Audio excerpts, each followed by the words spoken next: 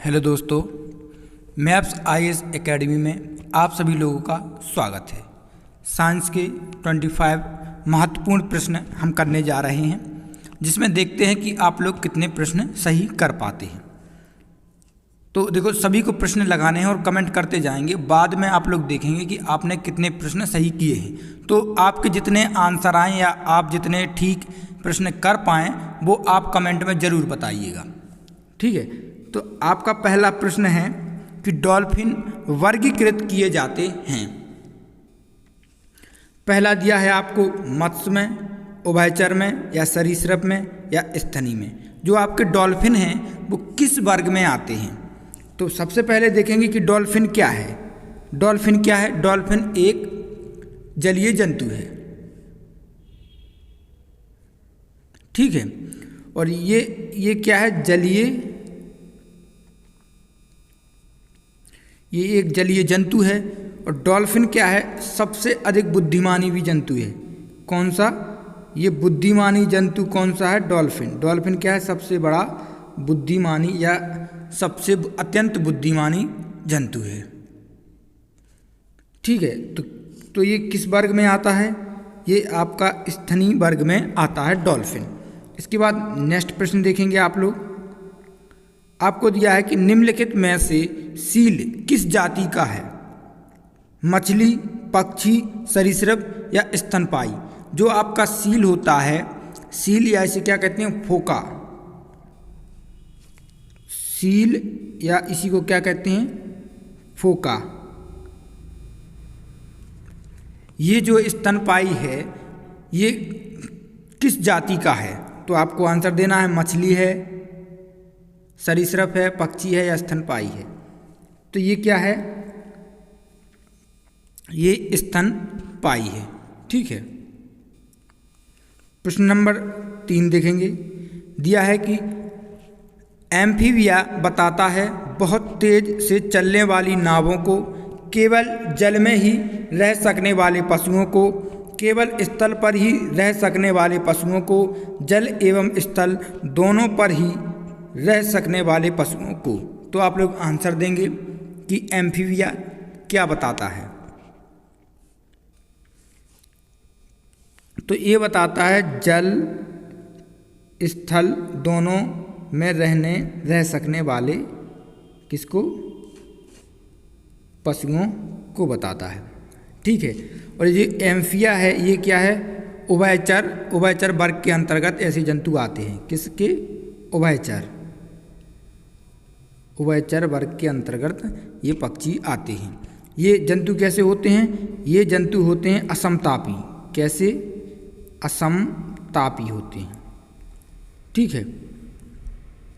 तो नेक्स्ट प्रश्न करेंगे।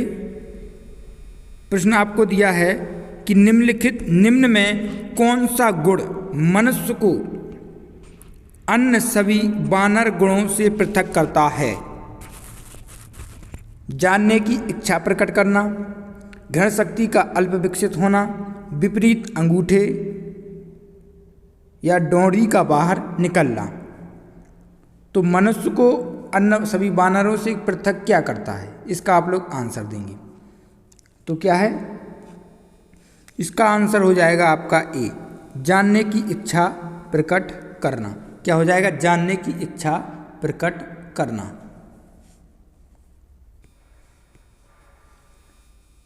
प्रश्न नंबर 5 करेंगे। आपको दिया है कि निम्नलिखित में से कौन सा एक कपी नहीं है? आपको बताना है कि जो आपको ये 4 ऑप्शन दिए हैं इनमें से एक कपी नहीं है। गिबन, गोरिल्ला, लंगूर या ओरंग-उटान। तो क्या नहीं है? आंसर देंगे लंगूर क्या है? एक कपी नहीं है,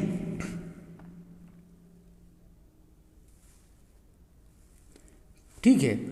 तो ये क्या है? लंगूर कपी नहीं है। प्रश्न नंबर 6 करेंगे। ऑक्टोपस एक संधिपाद है, शूलचर्मी है, एक हेमिकॉर्डो है या एक मृदु कवची है यानी मोलस्का है। तो ऑक्टोपस क्या है? ऑक्टोपस क्या है? एक मृदु कवची है। इसे किस नाम से जानते हैं? इसी को हम किस नाम से जानते हैं? इसे हम जानते हैं डेविल फिश। क्या? डेविल फिश के नाम से जानते हैं। किसके नाम से? डेविल फिश के नाम से इसे हम जानते हैं। प्रश्न नंबर 7 करेंगे। सबसे बड़ा अकशेरुकीय है ऑक्टोपस, स्क्विड, कोरल या जेलीफिश? आंसर देंगे कि सबसे बड़ा अकशेरुकीय क्या है।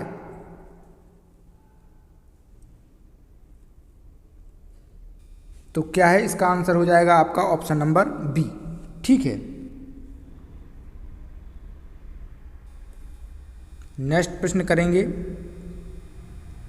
टिक और माइट वास्तव में होते हैं मकड़ीवंशी, क्रस्टेशियाई, कीट या बहुपाद? तो टिक और माइट वास्तव में क्या होते हैं? तो इसका आंसर ऑप्शन नंबर क्या है? ए, मकड़ीवंशी है। प्रश्न नंबर करेंगे 9। जुगनू होता है एक मॉलस्का है, कीट है, कीमी है या सूत्र कीमी है? तो जुगनू क्या है? तो जुगनू आपका क्या है? जुगनू एक कीट है। ठीक है। प्रश्न नंबर 10 करेंगे। निम्नांकित में कौन सा कीट नहीं है? निम्नांकित में कौन सा कीट नहीं है? खटमल, मकड़ी, घरेलू मकड़ी या मच्छर? आप लोग बताएंगे कि कौन सा कीट नहीं है।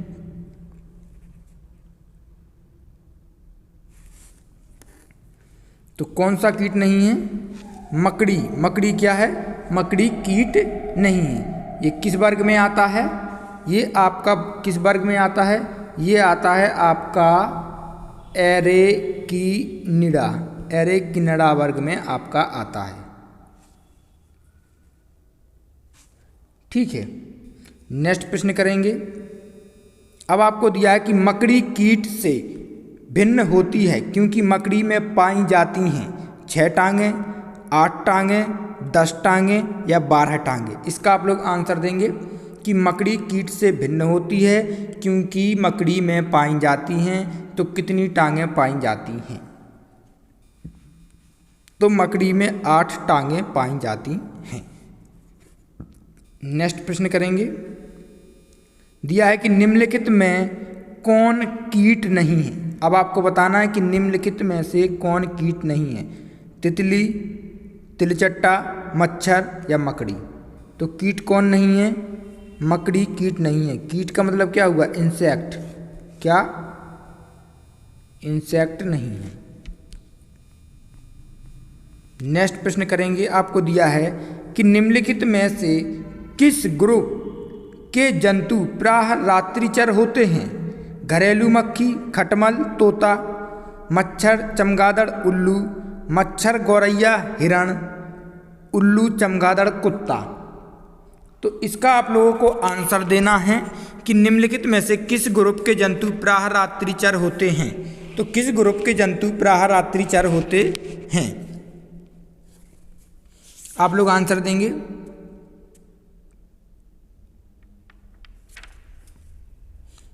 किस ग्रुप के होते हैं?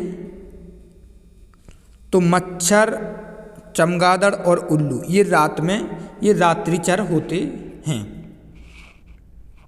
ये क्या होता है? ये जो होते हैं ये दिन में क्या करते हैं? दिन में तो गुरु ये आराम करते हैं। दिन में आराम करते हैं और रात में हम लोगों का आराम हराम करते हैं। ठीक है। दिन में खुद आराम करेंगे और रात में हमारा आराम हराम करेंगे। ठीक है। अब बताइए कि निम्नलिखित में से कौन से प्राणी अपनी आंत्र में जल का संग्रहण कर लेते हैं? कौन से प्राणी हैं जो अपनी आंत्र में जल का संग्रहण कर लेते हैं? मोलॉक, ऊंट, जेब्रा या यूरोमैस्टिक्स? तो कौन कर लेते हैं? कैमल यानी ऊंट। ऊंट क्या कर लेता है? अपनी आंत्र में जल संग्रह कर लेता है। प्रश्न नंबर 15 देखेंगे। आपको दिया है कि सर्पों की वृष ग्रंथियां किसकी समांग हैं? मछलियों के विद्युत अंग, रे मछलियों के दंश, स्तनियों की वसा ग्रंथियाँ या कशेरुकी प्राणियों की लार ग्रंथियाँ। आप लोगों को आंसर अच्छे से आता है, इसका क्या हो जाएगा 15 का डी। 15 का क्या होगा डी। कशेरुकी प्राणियों की लार ग्रंथियों की तरह जो सांपों में विष ग्रंथियाँ पाई जाती हैं। ठीक है।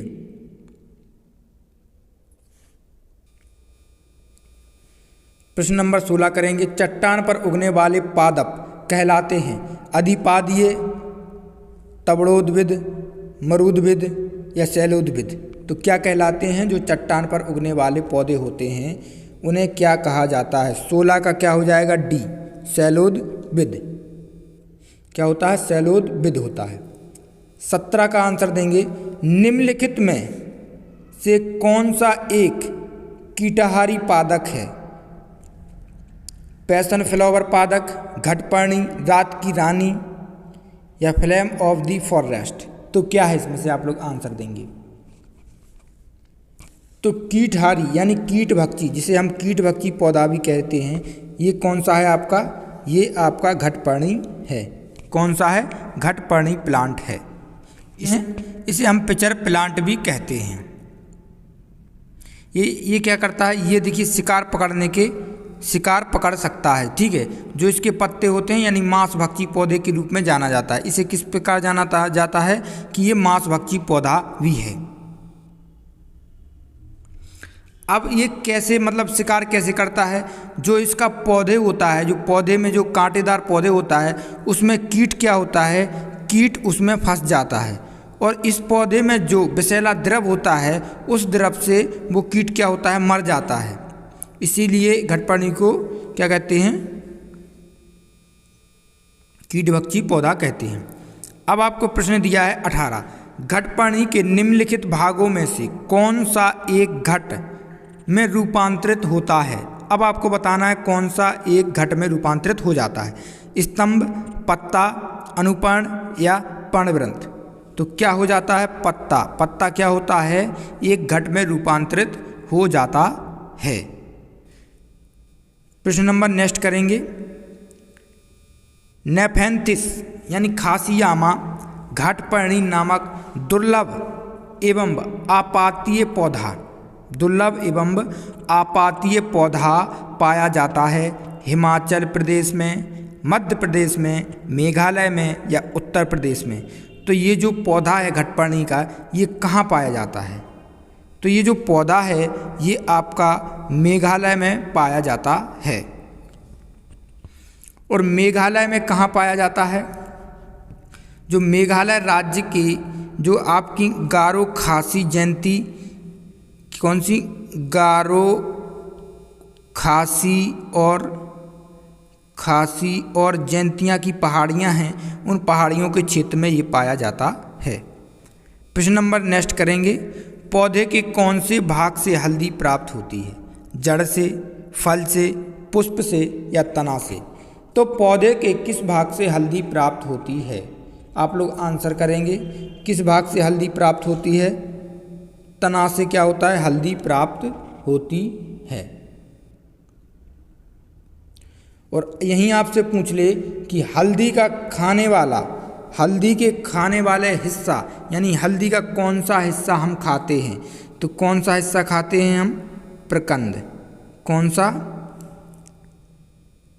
हल्दी का हम कौन सा हिस्सा खाते हैं? प्रकंद। ठीक है। प्रकंद हम इसका हिस्सा खाते हैं। ठीक है। प्रश्न नंबर दिया है आपको कि हल्दी के पौधे का खाने लायक हिस्सा कौन सा? देखिए वही प्रश्न आ गया। कौन सा है? अभी आपको बताया है। क्या है? हल्दी का खाने वाला भाग प्रकंद है। नेक्स्ट प्रश्न देखेंगे। आपको दिया है कि फलों का वह प्रकार जिसमें लीची को रखा जा सकता है वह है ड्रूप, हेस्पेरिडियम, नट या एक बीजी बेरी। तो किसमें फलों का वह प्रकार जिसमें लीची को रखा जाता है? क्या है? एक बीजी बेरी। आंसर क्या है? 22 का डी, एक बीजी बेरी। 22 के डी का क्या है? एक बीजी बेरी। 23 करेंगे। आपको दिया है कि निम्न अधोभूमि उत्पादित सब्जियों में से कौन सी एक रूपांतरित जड़ है? आलू, शकरकंद, बांडा या जिमीकंद? तो रूपांतरित जड़ आपकी कौन सी है? एक रूपांतरित जड़ बताएंगे कि निम्नलिखित में से अधो उत्पादित सब्जियों में से कौन सी एक रूपांतरित जड़ है? आलू है, शकरकंद है, बांडा है या जिमीकंद है? तो रूपांतरित जड़ कौन सी है आपकी? शकरकंद है। प्रश्न नंबर 24 करेंगे। निम्नलिखित पादपों में से किसका संग्रह अंग तना नहीं है? यानी जहाँ संग्रहण होता है उसका अंग तना नहीं है। तो आंसर देंगे गन्ना का, अदरक का, आलू का, शकरकंद का। किसका नहीं है? यूपी यूडीए में, एलडीए में मेंस 2010 में ये प्रश्न आया है। यूपीएससी आईएएस की साइंस के प्रश्न हैं आपके लिए, स्पेशली कराए जा रहे हैं। ठीक है, तो इसका आंसर क्या हो जाएगा आपका?